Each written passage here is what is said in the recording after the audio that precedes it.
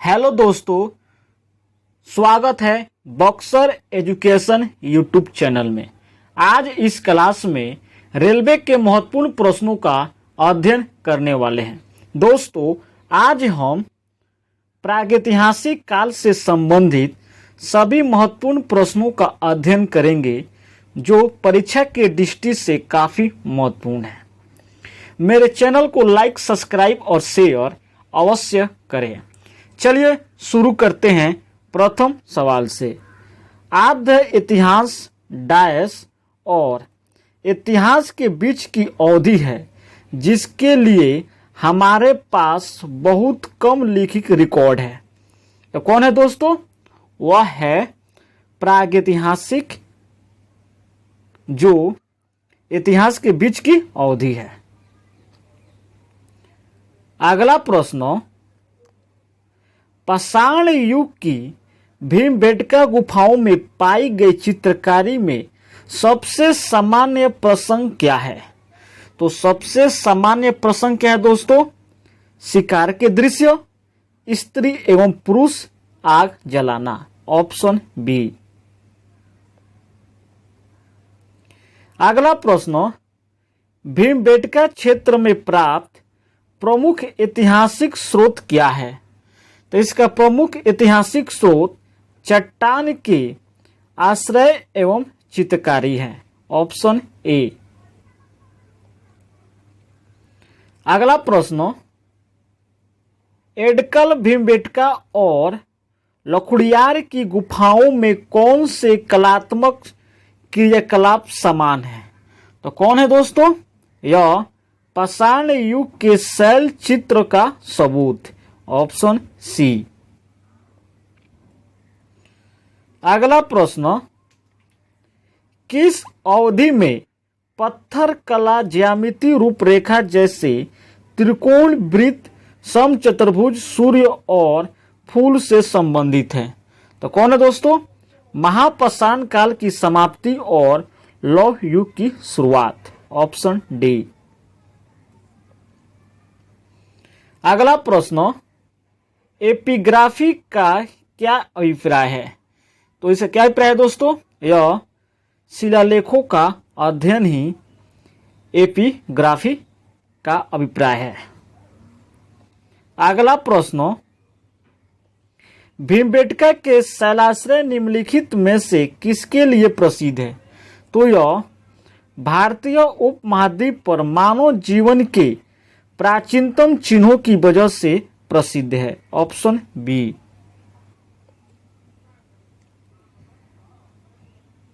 अगला प्रश्न, निम्नलिखित में से कौन सा मानव गतिविधियों एवं सभ्यताओं के प्राक ऐतिहासिक काल का सही कालानुक्रम है? तो कौन है दोस्तों जो सही कालानुक्रम है? तो वह है पाषाण काल, मध्य पाषाण काल और नव पाषाण काल। Option A.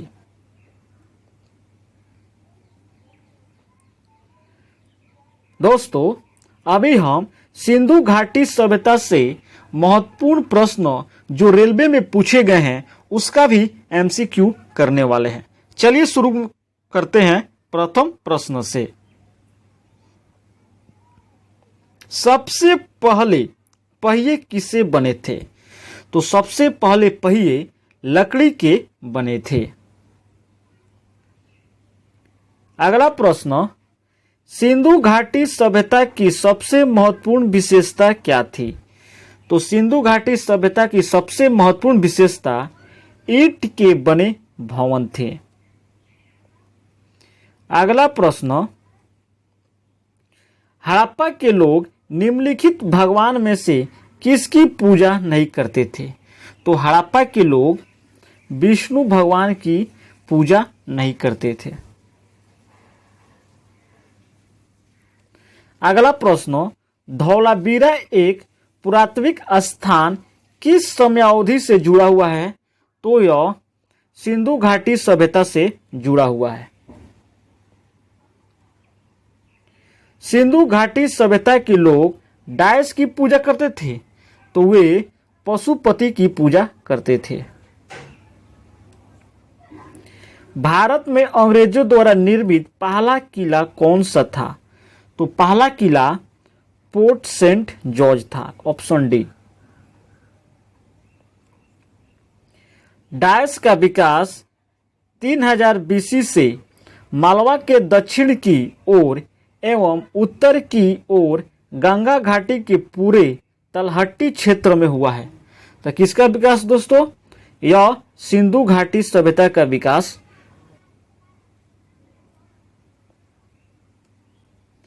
डायस नामक ग्रीक भाषा से आया है जिसका अर्थ है सिंधु नदी के पार का क्षेत्र।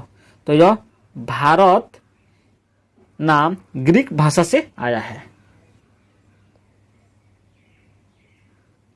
दोस्तों, मेरे चैनल को लाइक, सब्सक्राइब और शेयर अवश्य करें।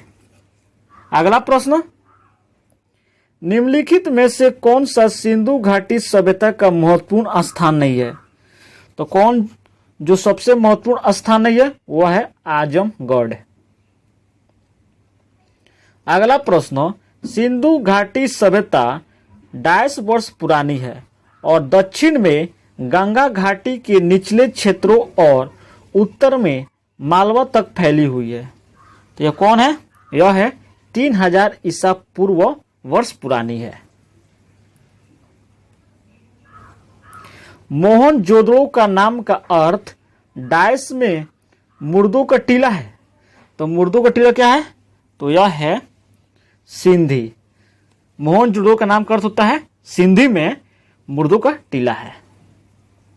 अगला प्रश्न, भारत का ऐतिहासिक सिंधु घाटी सभ्यता के जन्म से शुरू होता है जो लगभग डायस अस्तित्व में आई थी। तो यह किस अस्तित्व में आई थी दोस्तों? यह 2500 ईसा पूर्व अस्तित्व में आई थी। अगला प्रश्न, कांस्य युग के महत्वपूर्ण विकास में इनमें से कौन शामिल है? तो इनमें से शामिल शहर विकास है। सिंधु घाटी सभ्यता का निम्न में से कौन सा स्थल पंजाब में स्थित है? तो पंजाब में कौन स्थित है? रोपण। सिंधु घाटी सभ्यता के समय में शिल्प निर्माण के लिए शिल्प कहाँ से प्राप्त किए जाते हैं?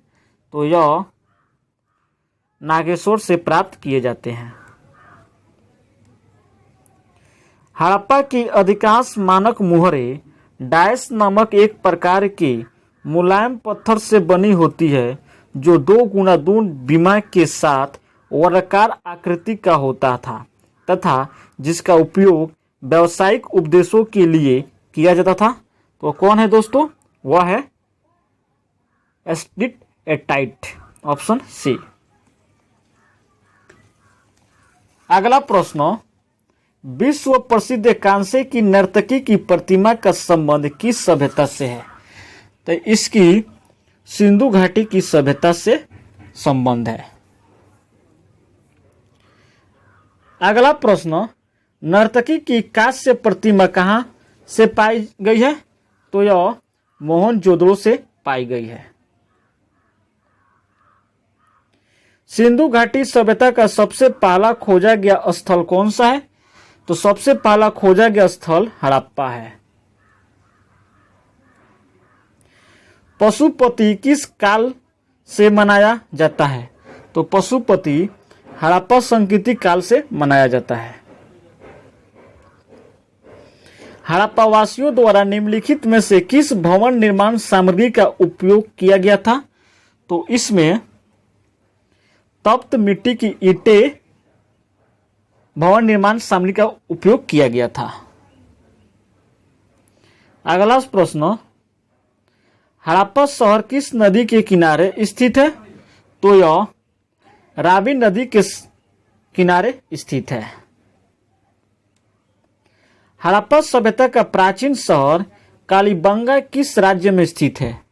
तो यह राजस्थान में कालीबंगा स्थित है। निम्न में से अगला प्रश्न, निम्न में से किस हड़प्पा स्थल में गोदी थी? तो गोदी किसमें थी दोस्तों? यह लोथल में थी। अगला प्रश्न, पुरातात्विक खुदाई के बारे में अर्नेस्ट मैके द्वारा लिखित पुस्तक का नाम क्या है? तो अर्नेस्ट मैके द्वारा लिखित पुस्तक का नाम है further excavation at Mohenjodaro, option B. डायस ने ब्राह्मी और खरोष्टी लिपियों को व्याख्यात किया जिनका उपयोग पहले के शिलालेखों के लेखन में किया जाता है। तो कौन है दोस्तों? जेम्स प्रिसेप। पत्थर की बनी नृत्य करते हुए पुरुष की मूर्ति नटराज किस स्थान पर पाई गई थी? तो यह हड़प्पा में पाई गई थी। निम्नलिखित में से कौन सा स्थल सिंधु घाटी सभ्यता का हिस्सा नहीं है? तो कौन है दोस्तों? उरुक। अगला प्रश्न, 1944 में भारतीय पुरातत्व सर्वेक्षण के महानिदेशक के रूप में किसने पदभार संभाला और हड़प्पा की खुदाई का जिम्मा लिया? तो किसने किया दोस्तों? यह रेम व्हीलर ने किया। अगला प्रश्न, प्रसिद्ध सिंधु घाटी स्थल मोहनजोदड़ो की खुदाई किस प्रख्यात भारतीय पुरातत्वविद द्वारा की गई थी? तो यह आर.डी. बनर्जी के द्वारा की गई थी। अगला प्रश्न, निम्नलिखित में से कौन सा हड़प्पा स्थल शिल्प कलाओं के उत्पादन से संबंधित नहीं है? तो यह है मांडा। अगला प्रश्न, हड़प्पा स्थल की मोहरों पर निम्नलिखित में से कौन सा पशु अक्सर देखा जाता था?